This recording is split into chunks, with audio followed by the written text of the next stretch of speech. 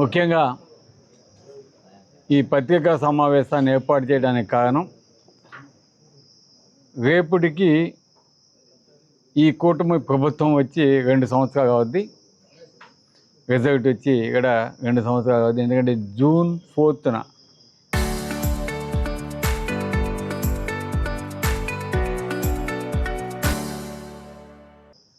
బహుశా నా పుట్టినరోజు కూడా ఆ రోజే. ఈ ప్రభుత్వం వచ్చి 2 సంవత్సరాలు పూర్తి చేసుకుంది. ఈ 2 సంవత్సరాలు కూడా కూటమి ప్రభుత్వం వెన్నుపోటు ఏ విధంగా ప్రజలని పొడిచిందో ప్రతి ఒక్కరు కూడా చూస్తూ ఉన్నారు. చంద్రబాబు నాయుడు గారు కావచ్చు, అటు పవన్ కళ్యాణ్ గారు కావచ్చు, బీజేపీ నాయకులు కావచ్చు, అనేక వాగ్దానాలు చేయటం జరిగింది. ఎలక్షన్స్ అయిన తర్వాత ఏ వాగ్దానాలు కూడా నెరవేర్చకుండా ఏ విధంగా ప్రజలని మోసం చేశారో ప్రతి ఒక్కరికి కూడా అర్థమవుతూ ఉంది. ప్రతి ఒక్కరు కూడా ఏవేవో వాగ్దానాలు చేశారు. అవి చేస్తాం, ఇవి చేస్తామని చెప్పారు. అధికారం వచ్చినాక ఆర్థిక ఇబ్బందులు ఉన్నాయి, సంపద సృష్టిస్తామని చెప్పిన వారు ఈరోజు డబ్బులు ఎక్కడ ఉన్నాయని మాట్లాడుతున్నారు. రాష్ట్రంలో అభివృద్ధి అనేది వదిలేసి ఒక అమరావతి మీద ఈరోజు వారు దృష్టి పెట్టడం, అక్కడ ఏ విధంగా దోచుకోవటం, ఇవన్నీ కూడా చూస్తూ ఉన్నాం. రాష్ట్రంలో ఎక్కడ చూసినా కూడా అవినీతి తాండవిస్తూ ఉంది. ముఖ్యంగా ఏ నియోజకవర్గం చూసుకున్నా కూడా అక్రమ మైనింగ్ కావచ్చు, అక్రమ గ్రావెల్ కావచ్చు, అక్రమ ఇసుక కావచ్చు,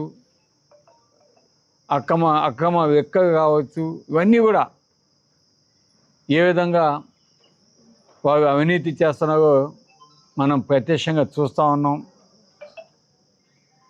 ఇచ్చిన వాగ్దానాలన్నీ కూడా నెరవేర్చకుండా ఒక పక్క మోసం చేస్తున్నారు. ఈరోజు విద్యార్థులకైతే ఫీజు రింబర్స్మెంట్ అనేది ఈరోజు పట్టించుకోకుండా ఈరోజు చాలామంది విద్యార్థులు ఎగ్జామ్స్ అయిపోయి ఉద్యోగాలు పోవాలంటే సర్టిఫికేట్స్ కాక ఏ విధంగా ఇబ్బంది పడుతున్నారో, సర్టిఫికేట్స్ కోసం స్కూల్కి కాలేజీకి పోతే ఫీజు బకాయి ఉంది, అది కట్టి తీసుకోపోండి అని చెప్తూ ఉంటే వారు పాపం ఏ విధంగా ఇబ్బంది పడుతున్నారో అవన్నీ కూడా చూస్తూ ఉన్నాం. అక్క చెగమ్మ గారికైతే ఏవేవో ఆశలు చెప్పారు, వాటిని ఇవ్వకుండా ఏ విధంగా ఇబ్బంది పెడుతున్నారో, ఏ విధంగా మోసం చేశారో ఇవన్నీ కూడా చూస్తూ ఉన్నాం. ఇదంతా కూడా ప్రజలకి తెలియజేయాలని చెప్పి ఈరోజు జగన్మోహన్ రెడ్డి గారి ఆదేశాల మేరకు, మా నాయకుడు జగన్మోహన్ రెడ్డి గారి ఆదేశాల మేరకు ఈరోజు పుస్తకం రూపంలో కూడా వెన్నుపోటుకు 2 సంవత్సరాలని కూడా ఈరోజు పోస్టర్ ఆవిష్కరించడం జరిగింది. దానికి సంబంధించి బుక్లెట్స్ కూడా ఇవ్వడం జరిగింది. క్యూఆర్ కోడ్ కూడా ఇస్తున్నారు. ఎవరైనా చూడాలంటే ఆ క్యూఆర్ కోడ్ కొడితే చాలు వచ్చేస్తాయి. దీంట్లో ఈ బుక్స్ కూడా ఈరోజు కూటమి ప్రభుత్వం ఏ వాటిలో వైఫల్యం చెందింది అవన్నీ కూడా పొందుపడుతున్నాయి. కాబట్టి అందరూ కూడా ప్రజలు కూడా దాన్ని చూసి తెలుసుకోవాల్సిందిగా కూడా కోరుతా ఉన్నాం. కాబట్టి ఈ ప్రభుత్వం పూర్తిగా వైఫల్యం చెందింది. ఎందుకంటే 2 సంవత్సరాలు ఈ విధంగా ఇంత ఘోరంగా, ఇంత అక్రమంగా ఈరోజు అక్రమాలు చేస్తూ, అన్యాయాలు చేస్తూ, దోపిడీ చేస్తూ, ప్రజలకి పాలన అందివ్వకుండా, విద్యార్థులను మోసం చేస్తూ, అక్కజగమ్మని మోసం చేస్తూ ఈరోజు వారు పబ్బం గడుపుతున్నారని తెలియజేస్తూ ఉన్నాం. అదేవిధంగా ఈరోజు మన కావలి నియోజకవర్గానికి వస్తే, మన కావలి నియోజకవర్గంలో అభివృద్ధి అనేది ఏం జరిగిందనేది నేను ప్రశ్నిస్తా ఉన్నాను వివేక గారిని. ఎందుకంటే ఈరోజు కావలి నియోజకవర్గం ఎక్కడ కూడా పలానా వర్క్ చేసాము అని మాకైతే కనిపించడం లేదు. ఎందుకంటే మాకు సంబంధించి ముఖ్యమైన వర్క్స్ మేము మొదటి నుంచి కూడా ఈ వర్క్స్ కంప్లీట్ చేస్తే కావలి నియోజకవర్గం అభివృద్ధి చెందుద్ది, బాగుపడుద్ది. అటు ప్రజలకు కావచ్చు, రైతాంగానికి కావచ్చు, విద్యార్థులకు కావచ్చు, అన్ని విధాలుగా కూడా అభివృద్ధి చెందుద్దని చెప్పి మేము కొన్ని నిర్దేశాలు పెట్టుకొని ఆ రోజు కొన్ని ప్రాజెక్ట్స్ కోసం కృషి చేశాం. వాటిలో ప్రధానంగా కావలి పట్టణంలో ట్రంక్ రోడ్ వైడనింగ్ కార్యక్రమాన్ని చేపట్టాము. అదేవిధంగా మన మద్దూరుపాడు నుంచి ముసునూరు దాకా ఈ రోడ్డు వైడనింగ్ కార్యక్రమాన్ని చేపట్టి 55 కోట్ల రూపాయలు జగన్మోహన్ రెడ్డి గారి చేత శాంక్షన్ చేయించి దాంట్లో కొంత భాగం both sides drainage end to end, అలాగే ఎలక్ట్రికల్ పోల్స్ కూడా ఆఫ్టర్ డ్రైనేజ్ తర్వాత వెనక వైపు వేసే విధంగా ప్లాన్ చేసి మొత్తం end to end concrete road, not tar road, concrete road proposal పెట్టి 55 కోట్ల రూపాయలు శాంక్షన్ చేయించాం. ఆనాడు డ్రైన్స్ అన్నీ కూడా చెట్లు అన్నీ కూడా తీయించి డ్రైన్స్ అన్నీ కూడా వేయించి మరి దానికి సంబంధించి రోడ్డు కాంక్రీట్ రోడ్డు వేయించి మరి చెట్లు అన్నీ కూడా నాటించే విధంగా ప్లాన్ చేసాం. సెంటర్ లైటింగ్ కూడా ప్లాన్ చేసాం. కానీ ఆ వర్క్ ఇంతవరకు కూడా దాన్ని స్టార్ట్ చేసిన దాకా లేవు. ఏదైతే దుత్తూరు నుంచి మద్దూరుపాడు దాకా ఉదయగిరి బ్రిడ్జి కాడి నుంచి మద్దూరుపాడు దాకా రోడ్డు ఉందో అది ఆల్మోస్ట్ నేను ఎమ్మెల్యేగా ఉండగా దుత్తూరు నుంచి కావలి దాకా కంప్లీట్ చేయడం జరిగింది. పట్టణంలో ఎలక్షన్స్ వచ్చినాయి కాబట్టి ఇబ్బందికరంగా ఉంటుందని చెప్పి ఎలక్షన్స్ తర్వాత చేద్దామని దాన్ని ఆపాం. దాన్ని మాత్రం కొంత మేర కంప్లీట్ చేయడం జరిగింది, కానీ దాన్ని కూడా పూర్తిగా కంప్లీట్ చేసిన పరిస్థితి లేదు. అదేవిధంగా ఎండ్ టు ఎండ్ డ్రైనేజీ వ్యవస్థ చేయకుండా ఆ రోడ్డుని కుదించేశారు. దానివల్ల ఫ్యూచర్లో కావలి పట్టణంలో నివసిస్తున్న వాళ్ళందరికీ కూడా ఇబ్బంది కూడా ట్రాఫిక్ కంజెషన్ ఏర్పడే అవకాశాలు ఉన్నాయని కూడా తెలియజేస్తున్నాను.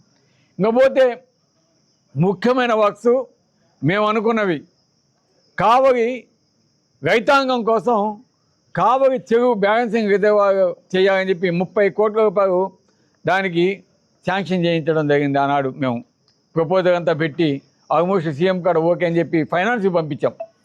ఆ వర్క్ సంగతి ఏమైందో ఇంతవరకు పట్టించుకున్న నాదుడు లేడు. కొత్త పెన్షన్స్ ఇస్తామన్నా ఇంతవరకు కూడా ఇవ్వకుండా ఇదిగో ఇస్తున్నామని చెప్పడం, ఈ 2 సంవత్సరాలు అట్టా కాలయాపన చేయటం, ఇప్పుడు మరి పెన్షన్స్ ఇస్తాము 2 రోజులు అని చెప్పడం చూస్తూ ఉన్నాం. కానీ ఇంకా ఇచ్చిన దాఖలు లేవు. అదే నీటి ప్రాజెక్ట్స్ ఎక్కడికక్కడ ఆగిపోయి ఉన్నాయి, వాటిని పట్టించుకున్న పాపన బాగలేదు. అదేవిధంగా రోడ్స్ కావచ్చు, కెనాల్స్ కావచ్చు, ఇవన్నీ కూడా ఎక్కడ శాంక్షన్స్ లేక అవన్నీ కూడా ఆగిపోయి ఉన్నాయి. ఈ విధంగా ఈ 2ఏళ్ల పాలనలో ఈ ప్రభుత్వం ఏ విధంగా వైఫల్యం చెందిందో ప్రతి ఒక్కరూ చూస్తున్నాం. వాటిని ప్రశ్నిస్తే రెడ్ బుక్ రాజ్యాంగం అంటారు, దాడులు చేస్తున్నారు, కేసులు పెడుతున్నారు, జైలు పంపుతూ ఉన్నారు, కొడుతూ ఉన్నారు కొంతమందిని. ఈ విధంగా ఎక్కడ చూసినా కూడా అరాచక రెడ్ బుక్ రాజ్యాంగం మనం చూస్తూ ఉన్నాం. అంతేకాకుండా ఈరోజు ఎడాపడ ఎక్కడ పడితే అక్కడ ఎక్కడ షాపు కావచ్చు, బాగుంటే రెస్టారెంట్ కావచ్చు, ఏ విధంగా వాళ్ళ ఇష్టానుసారం బెల్ట్ షాపు అవి ఏ విధంగా అమ్ముతున్నారో, ఏ గ్రామానికి పోయినా బెల్ట్ షాపు, ఏ గుందికి పోయినా బెల్ట్ షాపు, ఈ విధంగా ప్రతి ఒక్కటి కూడా చూస్తూ ఉన్నాం. వైద్య రంగం అయితే నిజంగా పడకేసింది. పేదలకి వైద్యం అందడం లేదు. ఈరోజు సీఎం రిలీఫ్ ఫండ్ అని మాత్రం కొంత అమౌంట్ ఈరోజు రాజశేఖర రెడ్డి గారు కావచ్చు, జగన్మోహన్ రెడ్డి గారు కావచ్చు, అనేక జబ్బులకి హాస్పిటల్కి పోతే వైద్యం చేయించే పరిస్థితి మనం చూసాం. కానీ ఈరోజు ఆ విధంగా చేయకుండా ఈరోజు పేదవాళ్ళు వాళ్ళ డబ్బులతోటి ఖర్చు పెట్టుకొని ఈరోజు హాస్పిటల్స్కి పోయేసి వచ్చే పరిస్థితి చూస్తూ ఉన్నాం. కొంతమంది సీఎం రిలీఫ్ ఫండ్ అప్లై చేసుకుంటే ఓన్లీ తెలుగుదేశం పచ్చకండవా కప్పుకున్న వాళ్ళకి మాత్రమే కొంతమందికి వచ్చే పరిస్థితి మాత్రమే చూస్తున్నాం. ఎవరైతే పేదవాళ్ళు వైద్యం చేసుకున్నారో అందరికీ అందని పరిస్థితి అది ఏ విధంగా ఉందో మనం చూస్తూ ఉన్నాం. అదేవిధంగా ఈరోజు ఆర్టీసీలో ఫ్రీ బస్ అన్నారు, అదన్నారు ఇదన్నారు, కానీ ఒక 5 బస్సుగా మాత్రమే అలవ్ చేస్తున్నాం. మిగతా వాటిలో 16 వెరైటీ బస్సులు ఎక్కనివ్వటం లేదు. తర్వాత డిఎస్పి మన మెగా డిఎస్సి దాంట్లో జాబ్స్ ఏ విధంగా మోసం చేస్తున్నారో, ఏ విధంగా వికలాంగుల కోటాను కూడా ఏ విధంగా ఇవి మోసం చేశారో ఇవన్నీ కూడా మనం చూస్తూ ఉన్నాము. కాబట్టి ఒక పక్క ఉద్యోగులకి ఏ విధంగా మోసం చేసి వారిని ఇబ్బంది పెడుతున్నారో కూడా మనం చూస్తూ ఉన్నాం. ఈ విధంగా ఒక పక్క దళితుల మీద అరాచకాలు, అదేవిధంగా మహిళల మీద ఏవైతే మిస్సింగ్ కేసు కానీ 30,000 మంది అని చెప్పారో వాటి సంగతి ఏమైందో అది కూడా ఈరోజు పట్టించుకున్న పాపన పోలేదు. ఈరోజు కావాలని ఏదో ఒకటి డైవర్షన్ చేయాలని చెప్పి వైఎస్ఆర్ కాంగ్రెస్ పార్టీ మీద బురద జరిగేదానికి వారు విఫలమైనవన్నీ కూడా ఎక్కడ పెదవిలోకి వెళ్ళిపోతాయని చెప్పి వాటిని సైడ్ పట్టించేదానికి ఈరోజు వైఎస్ఆర్ కాంగ్రెస్ పార్టీని గొడ్డలి పార్టీ అని చెప్పే విధంగా ఏ విధంగా పెదవిలోకి తీసుకెళ్ళాలని చూస్తున్నారో ఇటువంటివి. అదేవిధంగా పారిశ్రామిక రంగం కూడా ఏ విధంగా కుదేరైపోయిందో మనం చూస్తా ఉన్నాం. కొత్త ఏమీ రావడం లేదు. ఏవైతే జగన్మోహన్ రెడ్డి గారు గతంలో చేశాడో వాటికి మరీ రంగు పూసి ఈరోజు మరీ వాటినే ఇనాగ్రేషన్ చేసే పరిస్థితి మనం చూస్తూ ఉన్నాం. దాదాపు కావలి చెరువు కింద 8 చెరువులు, 8 నుంచి 10 చెరువులు, అవన్నీ కూడా ఎప్పుడు నేలతో ఉండేదానికి అవకాశం ఉంటుంది. మనకి ఒక పంట పండించి రెండో పంటకు కూడా మనకు అవకాశం ఉంటుంది. కావలిలో నీటి ఎద్దడి కూడా ఉండకుండా ఉంటుందని ఆ కావలి చెరువు బ్యాలెన్సింగ్ రిజర్వాయర్ మేము ప్రపోజ్ చేసి ఆనాడు శాంక్షన్ చేయించి ఫైనాన్స్కి పంపడం జరిగింది. అదేవిధంగా సంగం బైపాస్ కెనాల్ మనకి కావాల్సిన నీటి వాటా మనకి సరిగా రావడం లేదు. మన కింద ఉన్న కాన్స్టిట్యున్సీకి సంబంధించి మన కలిగి కాగవని కానీ ఎత్తితే అది ఒక 3 అడుగులు డౌన్ ఉంది కాబట్టి మన వాటర్ వెనకపోయే పరిస్థితి ఉంది. ఆ విధంగా వద్దు, మనకు బైపాస్ కెనాల్ ఇవ్వాలని చెప్పి దానికి సంబంధించి దాదాపు 25 కోట్ల రూపాయలు శాంక్షన్ చేయించడం జరిగింది. అది కూడా ఫైనాన్స్కి పంపడం జరిగింది. దాన్ని కూడా ఈరోజు అది పట్టించుకున్న దాఖలాలు. అది కానీ వస్తే మన రైతాంగానికి ఎక్కడ కూడా ఒక్క చుక్క కూడా నీరు వేస్ట్ కాకుండా దాదాపు 12 టీఎంసీగా నీరు మనకి మొత్తం కూడా వచ్చే అవకాశం ఉంది. కానీ ఈరోజు మనం 6 టీఎంసీ కూడా తెచ్చుకునే పరిస్థితి కనిపించడం లేదు. ఆ ఒక్కరు కూడా అసలు పట్టించుకున్న పరిస్థితే కనిపించడం లేదు. ఇప్పుడున్న నాయకులు కావచ్చు, ఇప్పుడున్న ఎమ్మెల్యే కావచ్చు. అదేవిధంగా దగదత్తి మండలంలో దగదత్తి మెయిన్ రోడ్డు ఆల్మోస్ట్ మేము కొంత మెగా కాంక్రీట్ టౌన్ అంతా అక్కడ వేసేసాము. మిగతా రోడ్డు కూడా కొంత పనులు చేయడం జరిగింది. కల్వర్ట్స్ అన్ని ఇక్కడ కట్టడం జరిగింది. ఆ తర్వాత ఆ రోడ్డు అట్టాగే ఎక్కడేసిన గొంగ అట్టాగా ఉంది. ఎక్కడ ఆ రోడ్డును పట్టించుకున్న పాపాన పోయేది ఈ కుటుంబ ప్రభుత్వం. అదేవిధంగా మన ఇసుకపల్లిపాలెం నుంచి కొడవూరు దాకా అవి రోడ్డు అది కూడా ఎక్కడ వేసిన గొంగ అక్కడే ఉన్నట్టుగా ఆ రోడ్డు కూడా ఎక్కడక్కడ చేయకుండా ఆగిపోయింది. ఇంకపోతే ఇంకా విమానాశ్రయం చెప్తా ఉన్నాం, రోజు చూస్తూనే ఉన్నాం. ఇదిగో వచ్చేసిన విమానం దిగేసింది అంటానే ఉన్నారు. మేము చేయిస్తామన్నారు. జగన్మోహన్ రెడ్డి గారు తెట్టుకాట పెడతామన్నారు. కాదు మరి ఇది ఏడే పెడతామని చెప్పి స్టేట్మెంట్ మంచిదే. మన కావలి నియోజకవర్గం వస్తే చాలా మంచిది, మేము కూడా సపోర్ట్ చేస్తాం. దాన్ని ఇంతవరకు కూడా టెండర్ అయినాయి అంటారు కానీ స్టార్ట్ చేయదు. కానీ దాంట్లో పెద్ద మైనస్ ఒకటి ఉంది. ఎందుకంటే ఆ రోజు మేము 350 కోట్ల ఎస్టిమేషన్ తోటి ఆ రన్వేని దాదాపు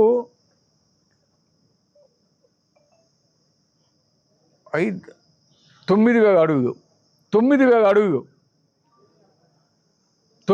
అడుగులు లెంత్ ప్రపోజ్ పెట్టి 350 కోట్ల రూపాయలతో ఎస్టిమేషన్ చేస్తే దాన్ని 6,000 అడుగులకి కుదించేశారు.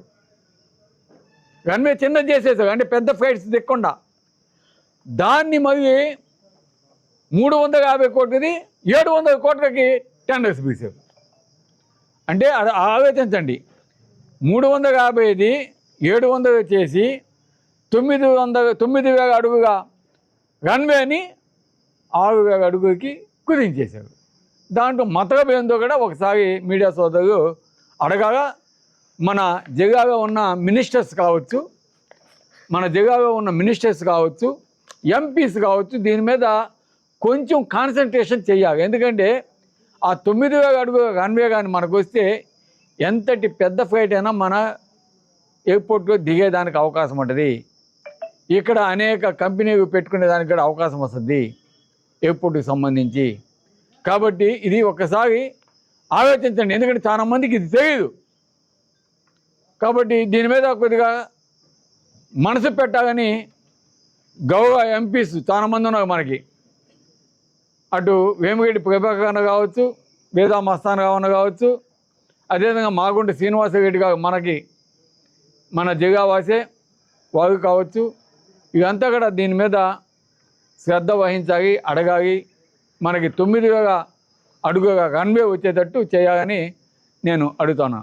అక్రమ శాండ్ ఉండకూడదు, అక్రమ మైనింగ్ ఉండకూడదు అని రోజు చెప్తూ ఉంటారు మీటింగుగా. మటుకు మొత్తం చూస్తూ ఉన్నాం, ఎక్కడ చూసినా కూడా కావలి నియోజకవర్గంలో అక్రమ మైనింగు, అక్రమ గ్రావలు, అక్రమ వేవర్స్కి మట్టి తోడటం, అక్రమంగా చెరువుగా మట్టి ఎత్తటం, అక్రమంగా బియ్యం, రేషన్ బియ్యం ఏ విధంగా తెలుగుదేశం వాళ్ళు దోచుకుంటున్నారో ఇవన్నీ మాత్రం చేస్తాను. కానీ అభివృద్ధి అనేది మాత్రం ఎక్కడా కనిపించడం లేదు.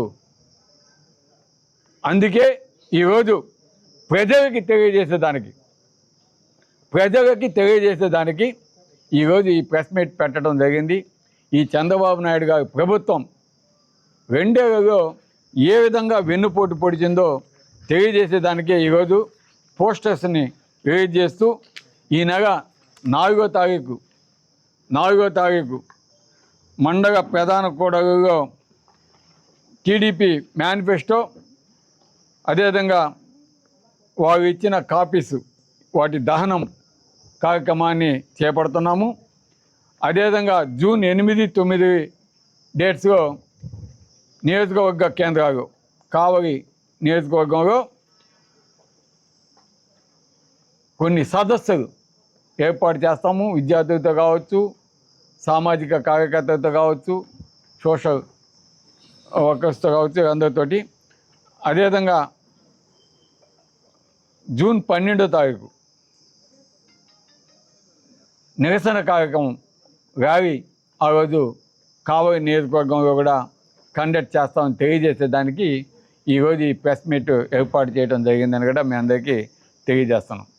కాబట్టి కావలి నియోజకవర్గ ప్రజలంతా కూడా ఒక్కసారి ఆలోచించాలా, నిజంగా ఈ ప్రభుత్వం ఏమి చేసింది, ఏ విధంగా మోసం చేసింది, ఇవన్నీ కూడా ఆలోచించాలని కోరుకుంటూ ఈరోజు ఈ కార్యక్రమానికి విచ్చేసిన మా నాయకులకు, మీడియా సోదరులకు అందరికీ కూడా ప్రత్యేక ధన్యవాదాలు తెలియజేసి ముగిస్తాను. Thank you.